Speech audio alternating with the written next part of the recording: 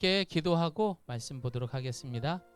말씀으로 이 땅에 오신 주님, 죄인인 우리를 예배의 자리로 불러주시니 감사합니다.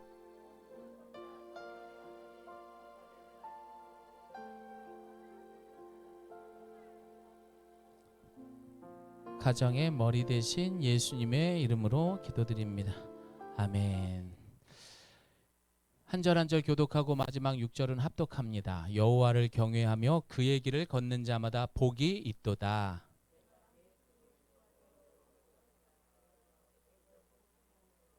내 집안 안방에 있는 내 아내는 결실한 포도나무 같으며 내 식탁에 둘러앉은 자식들은 어린 감람나무 같으리로다.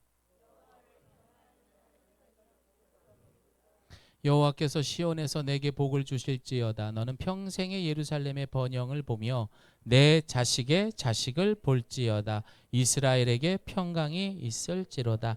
아멘. 잘했습니다.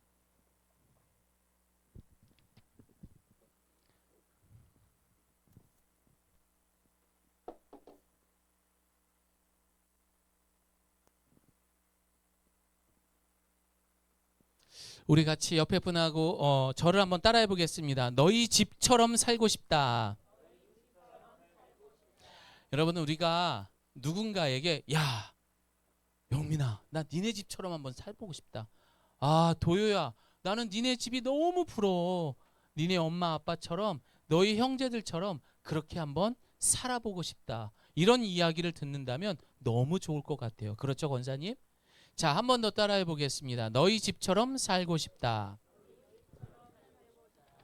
우리 가정 모두가 그렇게 살아가기를, 소문 듣기를 소망합니다. 아멘.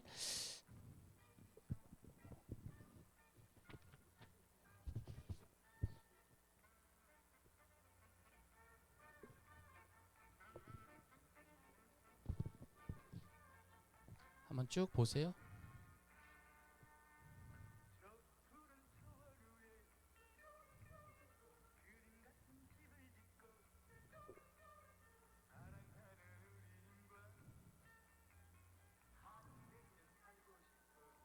자, 한 100년 살고 싶어. 그러기 위해서는 저 십자가가 있어야 되더라고요.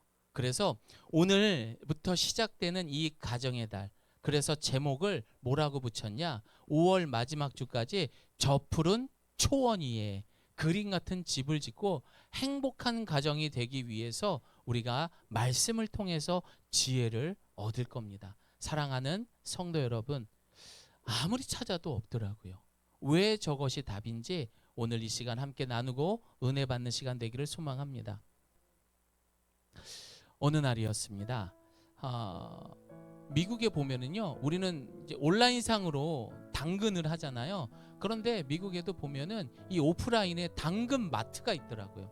그 당근 마트에 가가지고 1달러가 요즘에 환율로 보니까 1,400원 정도 되더라고요.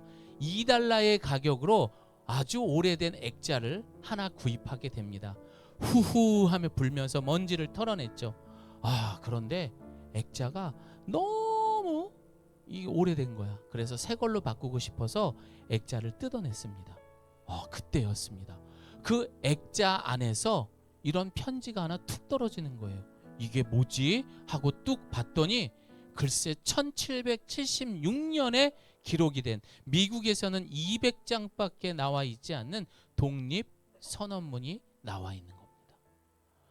야, 이게 뭐지? 하고 나서 이것을 가지고 감정을 의뢰하게 됩니다. 가격이 얼마나 할게요? 25만 달러. 우리나라 돈으로 계산을 해보니까요 3억 5천만 원 정도 하더라고요. 나는 3,000원도 안 되는 돈을 가지고선 3억 5천짜리 액자를 사게 된 거죠. 갖게 된 것입니다. 여러분, 이 이야기와 참 비슷한 게 무엇인가 곰곰이 생각을 해보니까 아마도 그것은 가정이 아닌가라는 생각을 해봅니다. 똑같은 사람들이 가정은 있습니다. 특별한 사람을 제외하고는 가정이 다 있어요. 그러나 어떤 사람들은 2달란트의 가정으로 시작하는 사람, 또 100만 달러에 시작하는 그런 가정도 있을 겁니다. 그러나 평생을 2달러짜리 가정으로 사는 사람도 있어요. 맨날 그곳이 지옥입니다. 하지만 남들처럼 다 갖지는 못해도 야, 이거는 뭐 600만 달러에 어마어마한 가치를 갖고 있는 행복한 가정으로 살아가는 집도 있더라고요. 하나님께서는 이 땅을 향해, 특별히 이곳에 계신 모든 가정들을 향해 세상에 비교할 수 없을 만큼의 행복한 가정이 되기를 원하시는 하나님이십니다. 어떤 가정이요? 저 푸른 초원 위에. 좀 이런 거 할 때는 좀 밝게 좀 웃어주세요. 우리 성도님들은 4월 동안 힘드셨나 봐요. 좀 웃어주세요. 밝게. 그런 가정이 되기를 소망합니다. 자, 2달러짜리 가정이 되느냐 아니면은 뭐 정말 어마어마한 그런 명품의 가정이 되느냐, 이렇게 보니까요, 어쨌든 집안의 어른들의 문제가 크긴 하더라고요. 그 대표적인 게 부부싸움입니다. 이렇게 보면은 1위는 다 찾아봤어요. 통계를 많이 찾아봤어요. 근데 다 성격 차이입니다. 그 다음이 20대는요 돈 문제는 없더라고요. 30대부터가 돈에 대해서 싸우기 시작을 한대요. 조금씩 알아가는 거죠. 그리고 이제 아이들이 크면서 자녀의 교육 문제, 그리고 뭐 생활 습관이라든지 의사소통, 이런 걸 가지고서 다투기 시작을 한답니다. 이영민 집사님 가정은 부부싸움 안 하시죠? 예. 패스하겠습니다. 김수미 성도님은 가정에서 어떤 거 가지고 가끔씩 부부싸움을 하세요? 두 분을 보면 안 하실 것 같은데.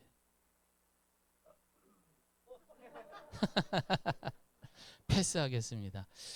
안 집사님네는 잘 안 싸워요?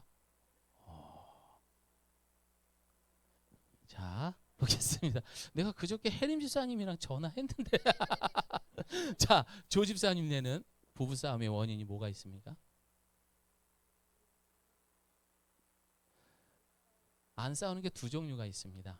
둘이 얼굴을 못 봐서, 너무 바쁘다 보니까. 그리고 진짜 사랑해서. 자, 그러나 우리 가정은 다 사랑해서 안 싸우는 걸로 믿겠습니다. 네. 자, 이런 문제가 있습니다. 그런데 문제는 뭐냐면은 어떤 걸로 싸우느냐의 문제가 아닙니다.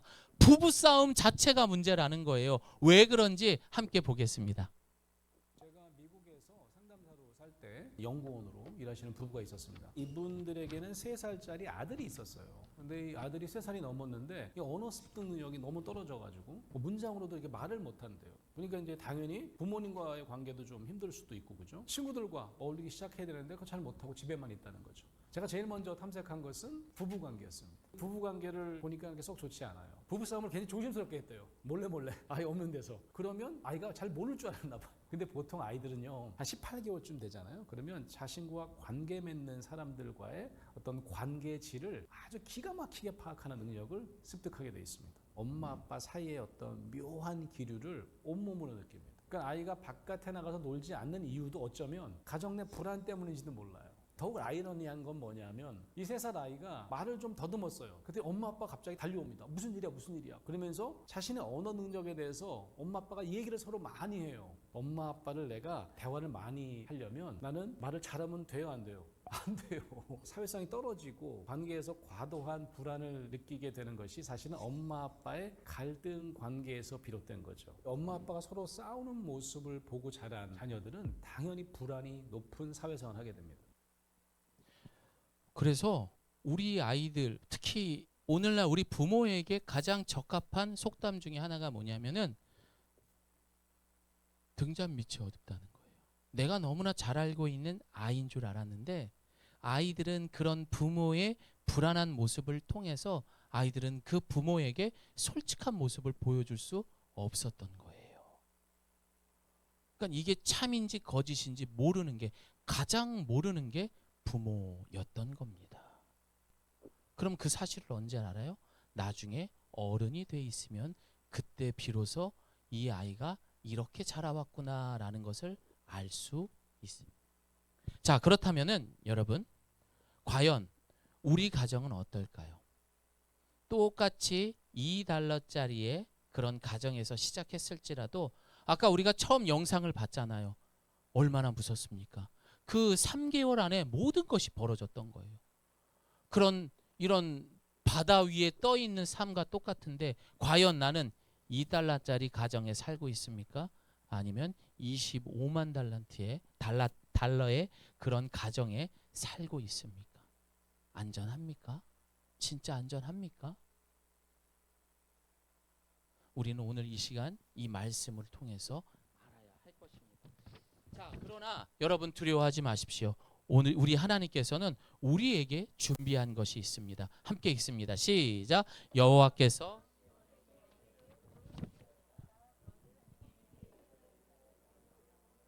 내 자식의 이스라엘에게 평강이 있을지로다. 아멘. 하나님은 우리에게 복 주시기 원하시는 하나님이십니다. 믿으십니까? 아멘 하셔야 돼요. 참입니다.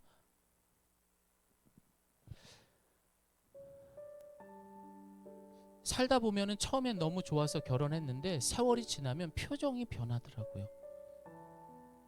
이 사람이 정말 맞나? 아닌가? 의심이 될 때도 있습니다. 그러다 보면 가끔씩 다투게 됩니다. 네가 잘났네, 내가 잘났네, 당신 때문이야, 무슨 소리 하는 거야, 당신 때문이야. 그러면서 아이들은 불안해한대요. 그런 가정 속에 한 아내가 남편의 그런 무관심과 자기 멋대로 살아가는 그 모습이 너무나 속상하고 힘들었던 거예요. 여러분 이 소리 들리시죠?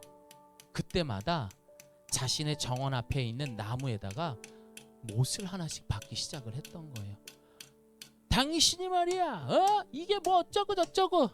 그러면 아내는 조용히 눈물을 흘리며 바깥으로 나와서 나무에 못을 박았던 거예요. 이 집안 이 꼴이 이게 뭐야? 애들이 그러니까 이런 거야. 그러면 또 조용히 나와서 못질을 했다고 합니다. 그렇게 그 나무에는 못이 수십 개, 거의 뭐 몇백 개가 달린 만큼 까맣게 못이 박혀 있었습니다. 여러분, 남편이 이 정도 못 박는 거 보면 의심할 수 있을까요? 없을까요? 당연히 알죠. 그래서 용기를 내서 묻습니다. 도대체 저 마당에 있는 나무의 못들은 뭐야? 그러면서 아내는 솔직하게 이야기를 합니다. 내가 당신 때문에 상처받을 때마다 저렇게 못을 하나씩 박았던 거야. 그 말을 듣는 순간 남편은 아무 말도 할 수 없었습니다. 여러분 지금 우리도 그럴지 몰라요. 마음에 하나씩 못질을 하고 있는지 몰라요. 남편은 그리고 이렇게 다짐을 했습니다. 내가 이렇게 살아서는 안 되겠다. 우리 아내가 한번 웃을 때마다, 나를 통해서 웃을 때마다 저 못을 하나씩 빼기 시작을 해야겠다. 그래서 남편은 노력하기 시작을 합니다. 그리고 나서 하나, 두 개, 세 개, 네 개 빼기 시작하면서 그 나무의 못이 점점 없어지기 시작을 했던 거예요. 그리고 다 뽑히는 그 순간에 남편은 씩씩하게 아내를 부릅니다. 여보, 이거 보십시오. 우리 나무에 있는 모든 못을 다 뽑았습니다. 여보 고마워요. 당신이 많이 수고해 준 거 알고 있어요. 그러나 우리가 잊지 말아야 됩니다. 무엇을? 저 나무에 지금 뭐가 남아 있어요? 못자국은 남아 있는 거예요.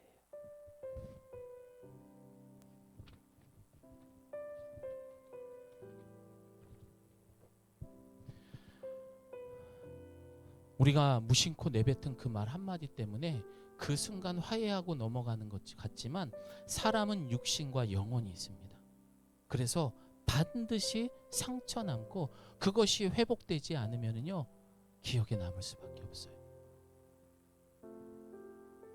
그런데 아무리 찾고 찾아도 그 상처가 회복될 수 있는 방법은요 우리 인간으로서는 찾을 수가 없습니다. 완벽할 수가 없기 때문에. 그래서 어떻게 합니까?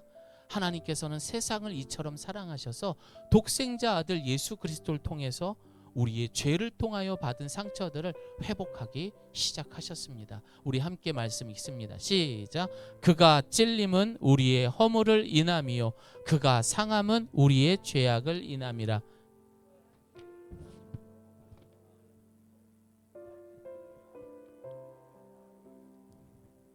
아멘. 그렇습니다. 예수님께서는 그렇게 받은 상처, 그렇게 줬던 모든 찔림과 상함과 징계와 채찍을 통해서, 그러므로 인해서 예수 안에 있는 그 가정은 반드시 허물과 죄악과 평화를 누리며 나음 받을 줄을 믿습니다. 자, 우리가 이 오늘 말씀과 비슷한 시가 있어요. 김자니 집사님 한번 이 시를 멋지게 한번 읽어주시겠어요? 성우처럼. 자, 시작. 절벽 가까이로. 잠깐만, 그렇게 말고 성우처럼. 절벽 가까이도, 이런 식으로. 자, 시작. 절벽 가까이로 나를 부르셔서 다가갔습니다. 절벽 끝에 더 가까이 오라고 하셔서 더 다가갔습니다. 그랬더니 절벽에 겨우 발을 붙이고 서 있는 나를 절벽 아래로 버리시는 것이 있었습니다. 물론 나는 그 절벽 아래로 떨어졌습니다. 떨어졌어요. 밀어가지고. 그 다음 시는 어떻게 됐을까요? 계속 읽어주세요.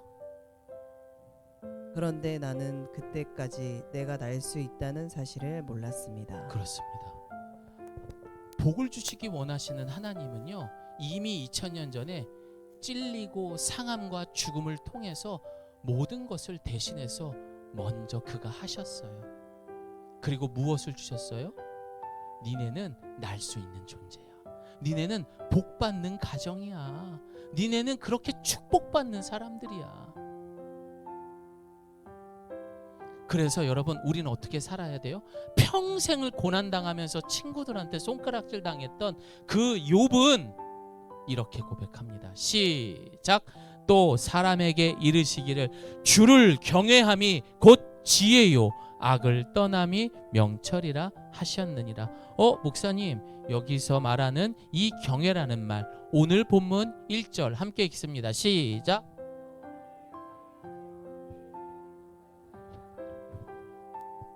아멘.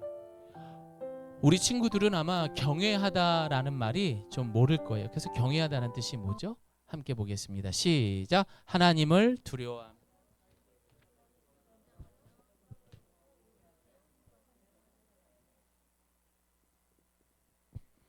그렇습니다. 여호와를 경외하며 하나님을 절대적인 주권을 인정하면서 그것을 믿고 살아가는 것입니다.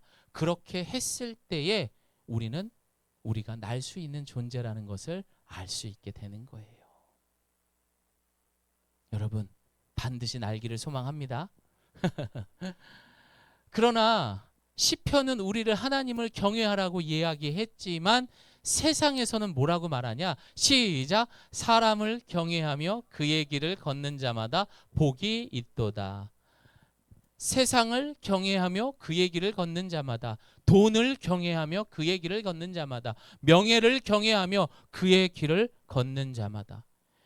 여러분, 앞서서 우리가 봤던 이 그림을 보시게 되면은요, 이 집을 예수님이 아닌 이렇게 사람이 지탱한다고 보십시오. 가장의 무게가, 이구성도님, 가볍습니까? 무겁습니까? 무겁죠. 무거워요. 여기 계신 우리 아버님 세대도 그렇고요, 우리 젊은 세대들도 그렇고요, 가장의 무게는 무거워요.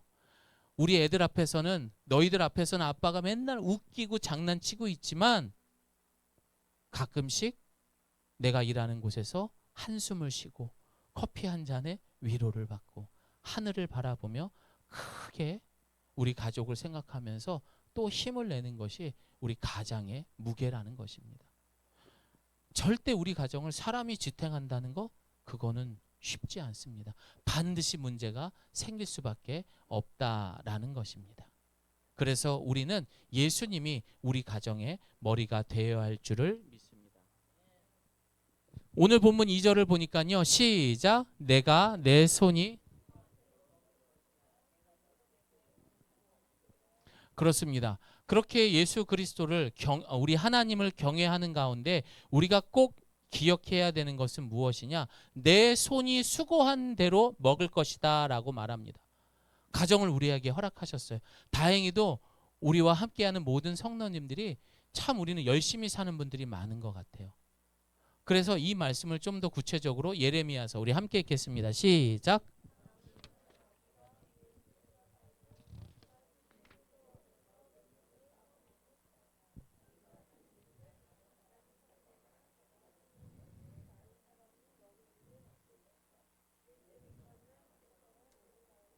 그들이 손수 만든 것을 닿을 때까지 쓸 것이다. 그들은 헛고생을 하지 않을 것이고 불행의 씨앗이 될 자식은 낳지 않을 것이다. 그들은 여호와께 복받은 백성이 되고 그들과 그 자손도 그렇게 될 것이다. 그렇게 그 손으로 일도 열심히 하지만 하나님을 경외하는 거에서도 수고해야 되는 것입니다. 자, 그 다음 3절은 이렇게 말합니다. 시작. 내 집 안방에 있는 내 아나는 결실한 포도나무와 같으며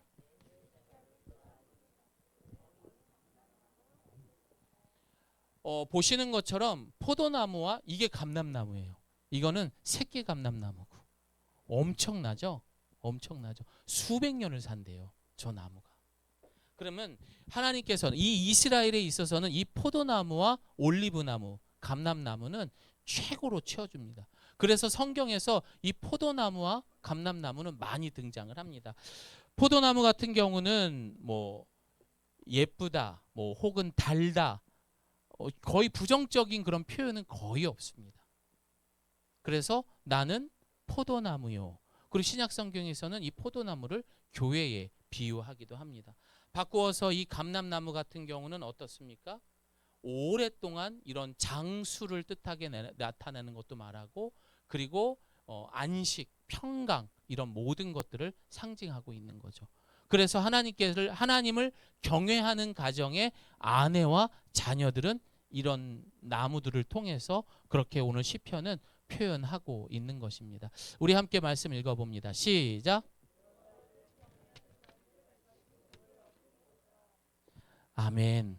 여호와를 경외하는 자는 그래서 이같이 너희 가정의 안에 있는 사랑하는 내 님들이 그렇게 복을 얻게 된대요. 어떻게 했을 때? 하나님을 경외할 때. 자, 그러나 사람을 경외하거나 세상을 경외할 경우에는 절대 그럴 수 없는 것입니다. 자, 문제는 뭡니까? 대부분의 가정은 사람이 그것을 지키려고 노력을 합니다. 그 문제의 시작은 창세의 시작으로 됩니다. 아마 여러분들이 천국 가기 전까지 이 말씀은 수백 번 읽을 거예요. 시작. 뱀이 여자에게 이르되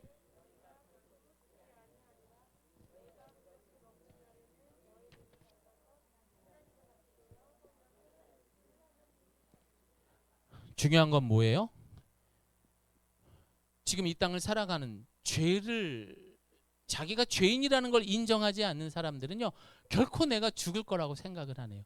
이 다음에 언젠가는 죽겠지 막연하게들 산다는 거죠. 그게 지혜 없는 자들인 거예요.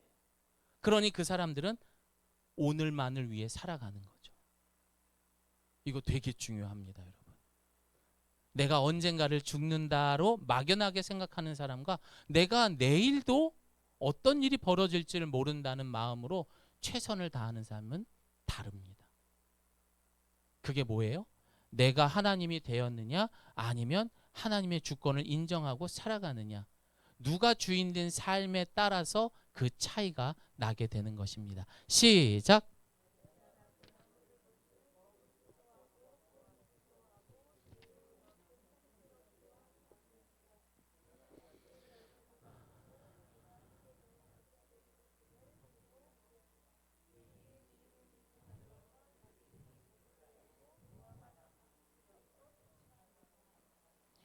자신이 주인된 삶은요 솔직히 편해요.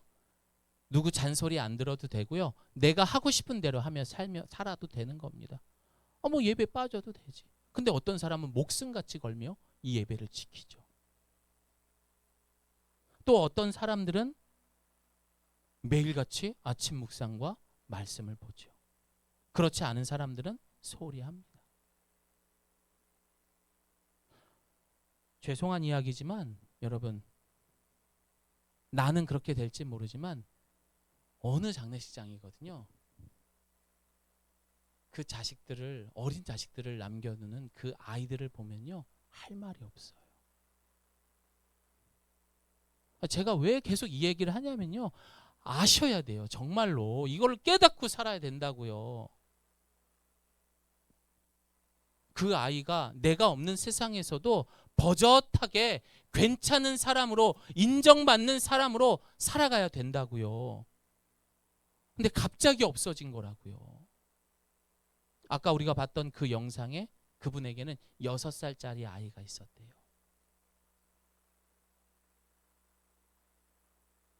내가 주인된 삶에서 벗어나기를 소망합니다. 반드시 하나님을 경외하며 살아가기를 바랍니다. 이거 아닙니다, 여러분. 진짜 아니에요. 사람 눈치도 볼 거 없고요. 사람 때문에 스트레스 받을 것도 없고요. 하나님 눈치만 보며 삽시다, 우리. 사실 상담에 들어가면 다 배우자 문제 같거든요. 처음 시작은. 네. 근데 사실 상담에 들어가면 다 배우자 문제 같거든요. 처음 시작은. 네. 근데 생각보다 의외로 배우자 문제가 별로 그렇게 많이 없어요. 내 문제가 사실은 훨씬 더 많아요. 예를 들어서 남편이 그러니까 굉장히 나를 하대하고 있어요. 네. 근데 가만히 상담을 하고 들어가 보면은 나도 나를 하대하고 있어요. 아. 이런 경우 굉장히 많이 있어요. 나는 나를 존중하나? 나는 나를 어떻게 여기나? 이 문제에 대해서 이게 무슨 영역인지를 모르는 경우가 굉장히 많이 있어요. 그 내용이 헛헛하고 깡통같이 비어 있는데, 그럼 나는 비어 있는데 남편은 나를 좀 의미 있게 대해주고 존중해주고 좀 이렇게 알아줬으면 좋겠는 네. 거예요. 내가 나도 안 하는데 옆에 있는 남편이 나한테 그렇게 한다고요? 그런 일은 없어요. 아. 내가 먼저 해야지 돼요. 자, 여러분, 이 내용이 뭐예요? 결국에 우리는 살아가면서 네 탓이라고 말하지만 결국 누구 문제예요? 자기 문제인 거예요. 자기가 주인된 삶 속에서 싸우다 보면은요, 이 사람이 실수하는 것도, 이 사람이 잘하는 것도 다 당신 탓인 거야. 왜 이걸 이렇게 해? 아니, 그럴 수도 있는 거잖아요. 라면 물을 끓이는데 라면에 물을 더 넣을 수도 있는 것도 조금 넣을 수도 있는, 근데 그걸 갖고 탓하는 거예요. 이게 말이 되냐고요. 근데 내가 보기에는 안 맞으니까 이게 뭐야? 라고 말하는 거죠. 왜 도요하고 선요하고 맨날 싸울까요? 형이 보기에는 선요가 안 맞는 거야. 선요가 보기에는 또 형이 안 맞는 거야. 그래, 안 그래요? 내가 생각하기에는 형이 잘못한 것 같아. 내가 생각하기에는 선요가 버릇이 없고 쟤는 지금 아무것도 모르는 것 같아. 이런 자기중심적인 판단이 있기 때문에 이 아이에 대해서 내가 하나님 돼서 심판을 하는 거예요.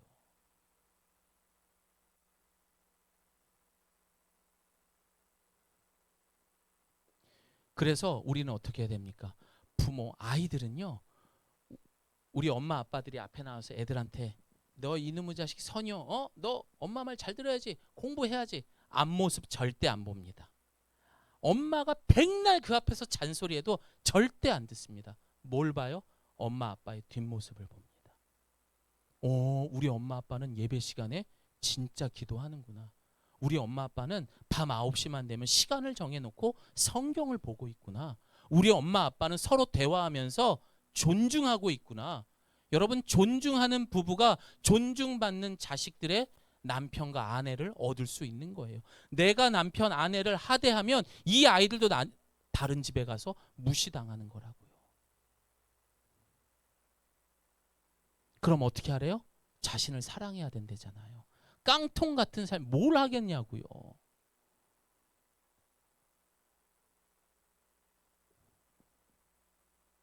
그래서 우리는 우리의 과거에 내가 어떤 모습이 있는지를 잘 묵상하고 그것을 회복하는 과정도 필요한 겁니다. 그냥 과거에는 이랬으니까 잊어버려? 절대 안 잊어버립니다. 콩 심은 데는 콩나무고요, 팥 심은 데는 팥이 나는 거지, 그 안에다가 썩은 씨를 심으면 썩은 열매가 맺는다고요. 그걸 뽑아버리고 새 씨앗을 심어야 하는 겁니다. 그 작업이 우리 인간으로서는 할 수 없는 하나님만이 할 수 있는 것입니다. 우리 함께 읽습니다. 시작. 모든 악독과 분노와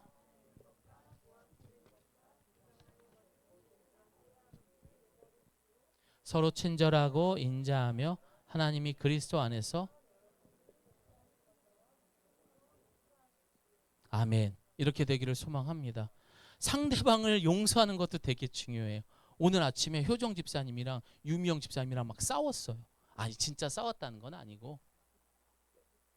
근데 야 내가 너 용서할게. 이게 아니라는 거예요, 여러분. 내가 먼저 내 자신을 용서하셔야 되는 거예요. 그것도 하지 못하면서 누구를 용서해요. 다 가식이고 거짓말이죠. 또 싸워요. 그거 똑같은 거 가지고.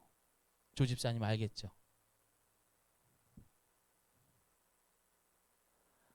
아이는 절대 부모의 앞모습 보지 않습니다. 뒷모습을 봅니다. 내 아이가 마음에 안 듭니까? 저 그래서 회개 많이 했습니다. 아, 내가 뒷모습이 참 별로였구나. 그래서 그런 하나님께서는 그럼에도 불구하고 그렇게 경외하는 삶 가운데 오늘 본문은 우리에게 말합니다. 시작. 여호와께서 시온에서 내게 복을 주실지어다. 너는 평생에 예루살렘의 번영을 보며. 그래서 여러분 첫 번째 구절이었던 하나님을 경외해야 되는 거예요. 세상과 돈과 명예가 아니라 하나님을 경외했을 때 우리는 이 자녀들 그리고 우리 가정의 번영을 볼 수 있을 것이다. 그렇게 복에 대한 것을 약속하십니다. 세상에는요, 두 종류의 존재가 있다고 합니다.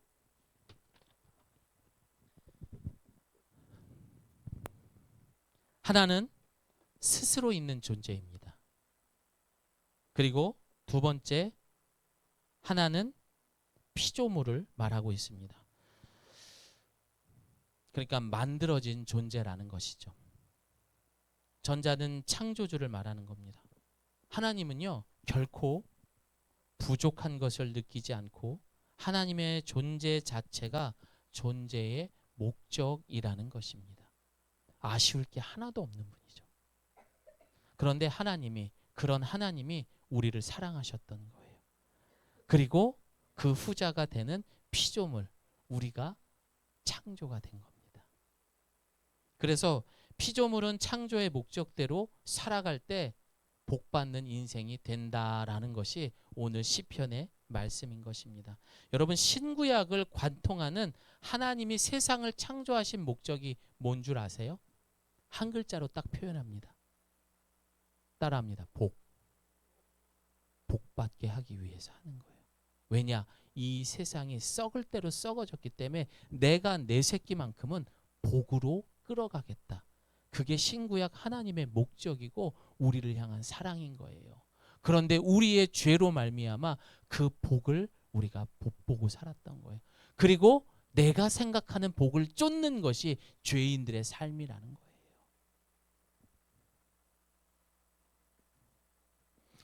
자, 이제 마지막으로 말씀 읽습니다. 시작. 내 자식의 자식을 볼지어다. 아멘. 마지막에 하나님께서 우리에게 허락하신 그 평강의 본체가 되신 그 예수 그리스도가 대대로 너희 가정 가운데 함께 있을 것이고 너희 가정 가운데 그런 평강이 함께 있을 것이다. 그러나 여기서 중요한 것이 있습니다.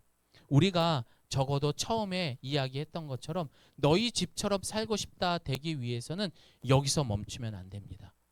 그리고 이런 가정에 우리가 경외하는 그 하나님을 계속해서 이웃들에게 전해줄 수 있는 저와 여러분 되기를 소망합니다.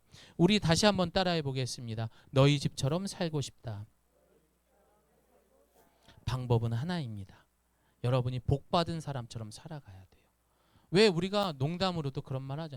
돈 있는 사람들, 누리는 사람들, 떵떵거리는 사람들 뭔가 다른 것 같아. 다르긴 뭐가 달라요. 하지만 그 가정에 예수님이 충만한 가정은 다릅니다. 잠도 잘 자고요. 반찬 없어도 하하호호 하면서 저녁에 모두가 행복하게 그렇게 웃음꽃이 피는 행복한 가정이라는 거죠. 하나님은 그런 복을 우리 예가교회 성도들에게 허락하신 줄을 믿습니다. 아멘. 우리 이 시간에 함께 기도하겠습니다.